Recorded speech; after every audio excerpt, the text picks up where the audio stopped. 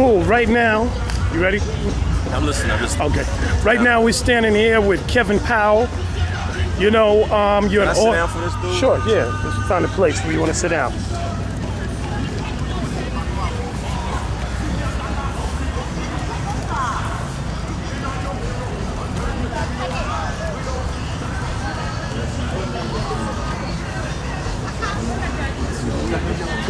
Like police, exactly.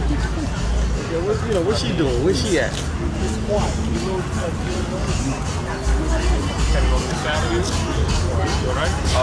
Yeah, I'm just doing a quick little interview right quick. Excuse me, my sister. You mind if I sit I'm pushing it. Thank you. Cool. There we go. So right now we're standing here with Kevin Powell, well-known author. You want to sit down too, y'all? No, I'll just duck down. There we go.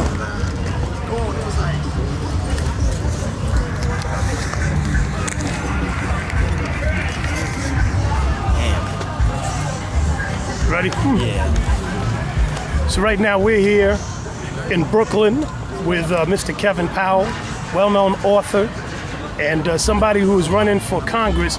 You know, you are at a young age in terms of how we perceive a lot of politics. What has made somebody like you, coming from the hip-hop generation, decide to jump into a congressional race with an incumbent who's been there 26 years?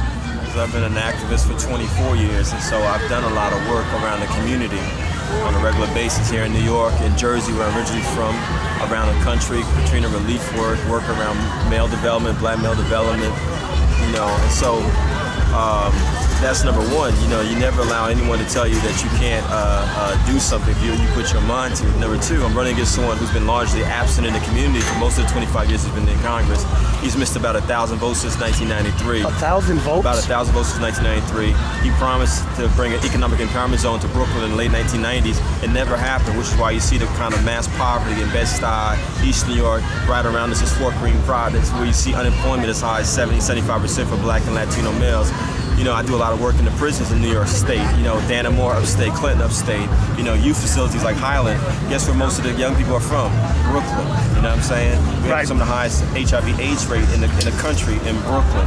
We have mass gentrification, movement of people out of the community in Brooklyn. Lack of affordable housing. The whole subprime mortgage crisis. New York Times ran an article several months ago. Most of the people are going to be losing their houses. Brooklyn, you know what I mean? And so all of it is in the district that I'm running in against Congressman Ed Towns, who's been, you know, a caricature of black leadership. Right. You know, he's been When you say caricature, what do you mean? Alderman Davis, good times, that's what I mean.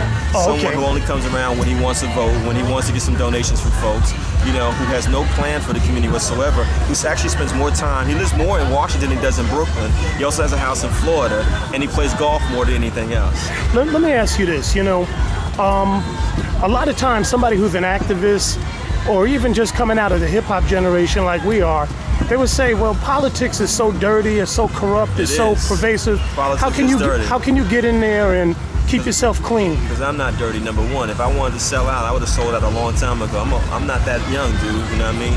And my thing is this, it's like, I've had opportunities in the entertainment industry to make a lot of money. I've had a lot of opportunities in politics to make a lot of money. It's not about that for me. My life is dedicated to public service and helping people. Trust me, I don't make the kind of money that I could be making, but I have integrity. I'm committed to empowering people, and there's no way I'm going to go into politics and just sell out my community. My job is to bring resources back to the community. What do I mean? The current congressman has 3 offices in Brooklyn, New York, 1 in Washington, D.C. My thing is, like, I've never had an office in my life as an activist until now that we have a campaign office here in Brooklyn, 54 Green Avenue, corner of Delphi. He has a staff, a paid staff of 20 to 25 people. Everyone that I work with, April Silver, George Mitchell, all these folks, we do this for free. We don't get paid as activists. We just do the work. And so, you know, it's interesting. I'm here at this festival. How come you the only one out here candidating with your people? He didn't even come out here to this thing? Mr. Towns doesn't come to anything, dude. You know what I mean? We even had a meeting with Hey, look, there's a proof over here. I'm just looking around. This is a pretty big festival here, huh? This is a huge festival. Thousands of people come here over the course of every 4th of July, 3 or 4 days around the 4th of July. We had a meeting with the Hasidic Jewish community the other day, he blew them off, dude. He's been blowing off everybody. He doesn't show up to anything. He doesn't show up to anti-war rallies. He doesn't show up to events about affordable housing. You know, whenever he does show up for a town hall meeting or has a town hall meeting, he doesn't have staff there to answer people's questions. I mean, when I say a caricature, unfortunately, a lot of the old guard black leadership has basically taken for granted the black vote. You know, this district is still majority black. Taken for granted. They want people not to vote. In fact, Mr. Towns has been getting in every 2 years, not because he's been winning. Only 2% of the people in this district vote every 2 years. In this district, the 10th congressional district in Brooklyn, we have 600,000 people. About 250 to 300,000 are registered voters. Out of that number, only 25 to 30,000 vote every 2 years. You know, let me ask you this. You know, one of the things facing the hip hop generation is a thing called gentrification. Brooklyn has suffered that a lot. And also we have this situation with the war. And we're coming off the legacy of a president who's in there for 8 years. What does Kevin Powell do, you know, when he gets into Congress? Are you going to be able to turn that around? And if not, then, you know, what sort of strategy do you have for the community, these 600,000 people you hope to represent? Well, number one, no one person is going to be able to do anything. Barack Obama's not going to be able to do it. Kevin Powell's not going to be able to do it. You know, we're in a mess that is not just 8 years old because of the Bush administration. We're talking about 40 years now. He's talking specifically about communities of color going back to the Civil Rights era.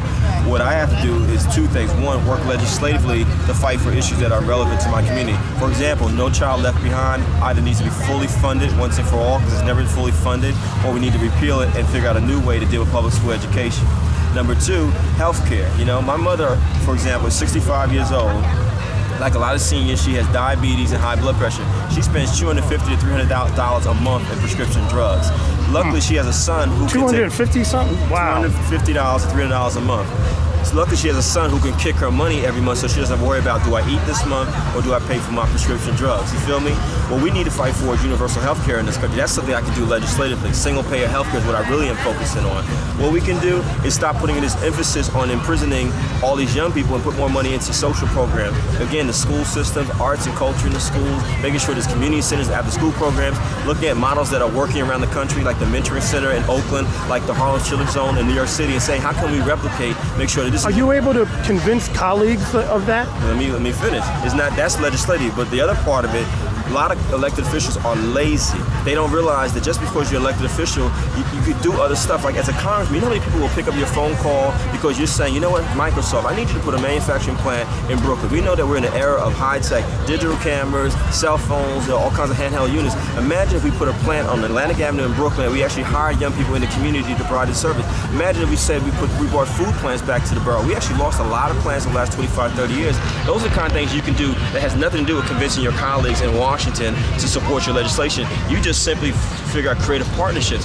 Bobby Kennedy did that in the 1960s when he brought the Bedford Stuyvesant Restoration Corporation to Brooklyn, New York, in partnership with corporations and community leaders.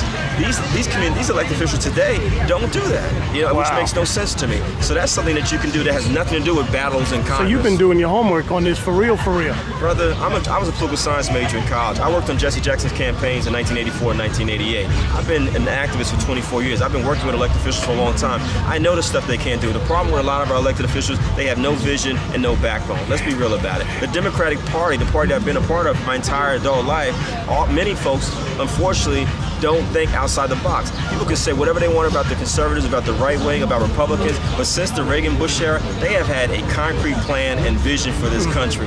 Think about it, when I was in college in the 1980s, the first step was to get Ronald Reagan into office. You know what I mean? The second step was to make sure they began to infiltrate power bases. How do we do that? We create Rush Limbaugh for the media. We create the Christian Coalition with Ralph Reed. We create young Republicans on college campuses all over the country. Progressive people, we talk ideas. People always on the left, we talk about ideology. We'll debate that stuff for days. But at the end of the day, I'm like, okay, what's the plan? What are you willing to build? Most of us can't even tell you, bro. And what I'm you're dropping mad gems on this. This is real talk, son. I'm a progressive. I'm telling you, a lot of us will be all up in arms about stuff, but you ask them, well, how do you plan on employing young people? They have no idea. The people that I work with here in Brooklyn, folks like Ryan Mack, who has a company called Optimum Management, we don't just sit around talking about we need to get jobs for young people. We actually work with young people and make sure we give them job training. We create job readiness. We partner with folks at UPS and FedEx. We actually go to those folks and say, this is what we need to make happen for our young people. You know what I mean? You can't sit on the fence and worry about it and complain about it. That's not going to change anything. My last question for you. You talked about working Jesse's historic 84 campaign, and now we have Barack Obama heading up the Democratic Party for the presidency. As you know, in '84, Jesse was responsible. His candidacy put a lot of black elected officials into office. This Obama thing, with him calling for change, is somebody like you and some of the other young candidates that have been running for Congress all around the country, do you see yourself as possibly being able to ride into the White House because of the message of change, or are you coming from it in an entirely different angle? How y'all doing? All right, good to see y'all. I mean, let me put it to you like this, man. This would have been happening. I've been running if Barack Obama wasn't running for president anyway, because there's a huge disenchantment with the congressman in this district. You know, what Barack Obama has done, you know, because he's only 46, 47 years old, is really opened up the floodgates, you know what I mean? Because we needed someone that was going to kind of break down those barriers, you know. And remember, a lot of the old guard wasn't supporting him. That's true. They weren't. They said he didn't belong. They said he didn't belong. They said he didn't come out of the civil rights movement. He didn't come out of the black church. And they even questioned his quote-unquote blackness, which is ridiculous. You know what I mean? Because the brother happens to be biracial. I mean, if we're going to start doing that, well, Malcolm X was a quarter white. His mother was biracial. You know what I mean? We're going to start doing that. W.B. Du Bois could pass for white. We're going to start doing that. Check out the Diop, one of the founders of Pan-Africanism, was married to a white woman. Richard Wright, legendary black writer, married to a white woman. Mary Baraka, first white. So when we go start questioning blackness, Henry Louis Gates, white woman. Cornel West, white woman, the baby of his current child, his youngest child. You know what I'm saying?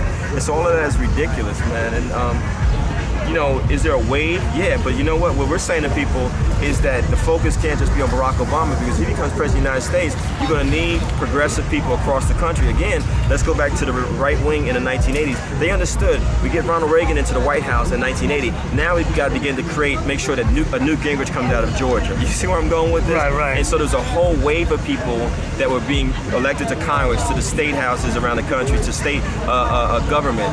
And the same thing has to happen now. Otherwise, Barack Obama will be in there for 4 years. He'll be stuck with just cleaning up the mess of George Bush, and nothing is going to change. And so it's important that people understand this has got to be a movement, a progressive, multicultural movement around the country. If people want to get a hold of you, Kevin Powell, how can they do that? They can email me directly at kevin@kevinpowellforcongress.org, kevin@kevinpowellforcongress.org. And they can go to our website, kevinpowellforcongress.org, and check out our platform, check out our background. You know, they can see things like Women for Kevin Powell, where you got about 150 women supporting my campaign, women like Susan Taylor, women like Gloria Steinem, people from the hip-hop generation like Joan Morgan and Rosa Clemente, you know what I mean? Or they can go to myspace.com/KP4C, you know, and they can check us out on there too, you know what I mean? Well, there you go, man. First of all, congratulations. Thank you. On running, and the word around town is you look like you're gonna. People keep saying you're gonna be the next congressperson. We're gonna win this race, brother. Because I mean, the thing I'll say to the young heads out there that are listening to this, man, we got a lot of distractors, a lot of haters that are trying to come at our campaign, and you know, never let anyone give you permission to do what you feel is the right thing. If someone says to you, you know, you never ran for office before, you respond to them. Or what office did Arnold Schwarzenegger hold before he became governor of California? What office did Mayor Bloomberg hold before he became mayor of New York City? We got a brother upstate, John Jesse Hall. Ventura. Jesse Ventura in Minnesota, former Minnesota governor. And so never let anyone tell you. And something that Tupac said when I interviewed him years ago for Vibe magazine, he was like this, look, man, if I got 6 million people buying my CD every time I put out a CD, that means I got 6 million voters. I got 6 million people that will listen to me. And so the thing we got to understand as a hip-hop community is, you know, I mean, for myself personally, all those folks that followed me from MTV to Vibe to all the stuff we've done with Hip Hop Speaks, all the community activism, I'm like, that's our support base right there. And so I want everybody to think about it. If you got a MySpace page, if you got a website, if you are always on allhiphop.com, if you're always on davd.com, that means that you got a base of support that you can parlay into political power. And yeah, something you raised earlier that's important. Politics is dirty, it's filthy, it's unspiritual. Something that Dr. King said at the end of his life, I completely agree with. America's soul needs to be born again, but that doesn't mean that you have to become corrupt by it. I got moral standards, man, you know what I mean? I got spiritual standards. I don't do this because I want personal glorification, because I'm trying to make money. I mean, look where we are right now. This is a people's-oriented festival. This has been going on for 40 years in our community. This festival was created by black nationalists, by Pan-Africans, by community people, you know what I mean? And so, you know, I don't just go to the fancy events with Dave Chappelle in Manhattan, you know, where all the bigwigs coming from Wall Street are going to be there. I also got to be at stuff like this, because this is what created me, you know what I mean? But we should note that Dave Chappelle's helping you out too, though. Absolutely. Which is major. Absolutely. Dave Chappelle's hosting a fundraiser for us, you know what I mean? Well, first of all, we want to thank you, Kev. No, thank you, brother Dave. And I guess, you know, since we're over here in Oakland, I guess once you get into Congress, we can probably expect you and Barbara Lee to be doing stuff together. I love Barbara Lee. I think she's the most progressive congressperson in Congress, and I know there's a progressive caucus down in Congress. You better believe that's going to be the first committee I'm going to join up for. Well, there you go. Kevin Powell, the man right here. Thank you, brother. Future congressman right here in District 10 in Brooklyn. Yeah. You're seeing him here before he enters into office. Next time, I'm going to have a tie on, son. he's going to have a tie on. We out for now. Let me just have you look into the camera and just give a thing. Just say, yo, this is Kevin Powell, your future congressman for District 10. We'll be right back. Peace, peace. This is Kevin Powell, future congressman for congressional. Let me say that again. Peace, everyone. This is Kevin Powell, future congressman for congressional district number 10 in Brooklyn, New York. The planet of Brooklyn, home of Big Daddy Kane, Jay-Z, Biggie Smalls, Mos Def, Talib Kweli, Queen Pen, Lil Kim, Foxy Brown, M.O.P. Man, Smith & Wesson, hip-hop is here, you know what I mean? This is Brooklyn, and hip-hop is about to go to Congress, real talk. All right, cool. Much appreciated.